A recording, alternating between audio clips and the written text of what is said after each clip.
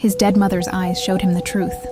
This is the Hungarian folktale, The Dead Queen's Eyes. Once upon a time, in a kingdom blanketed by shadows and silence, a young prince was born under a blood moon. His mother, the beloved Queen Ilona, died in childbirth, leaving behind only a small casket. It was sealed shut and marked with her royal crest. The king, heartbroken, forbade anyone to speak of her again. The prince grew up in a castle heavy with secrets. No portraits of his mother adorned the walls. No servants spoke her name. But on the eve of his 18th birthday, the old nursemaid who had raised him placed the casket into his hands and whispered, "It's time." He opened the casket alone. Inside were 2 glass vials, each containing a single preserved eye. They glimmered faintly as if still watching. A letter lay beside them, written in the queen's delicate hand. "These are my eyes, dearest son. I give them to you so that you may see the truth your father has hidden."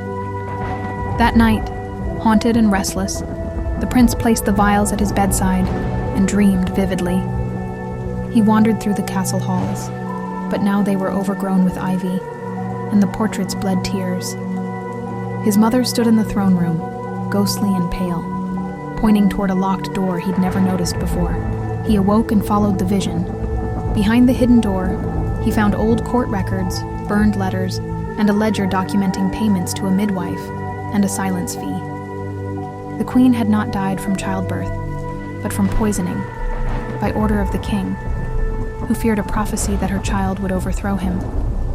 The next day, with fire in his heart and his mother's eyes on his chest like 2 watchful stars, the prince confronted his father. The king laughed until he saw the vials. "My queen," he whispered, stumbling back.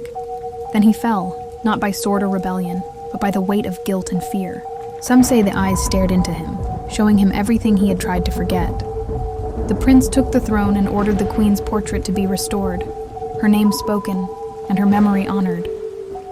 He kept her eyes above the throne until the end of his days, a reminder that the dead do not sleep when justice is undone, and that the truth sees all. This has been another Nightly Bedtime Story. Sleep well and dream deep. If you enjoyed your time here, please leave a like, follow, and share it with a fellow night owl. Until next time, good night and sweet dreams.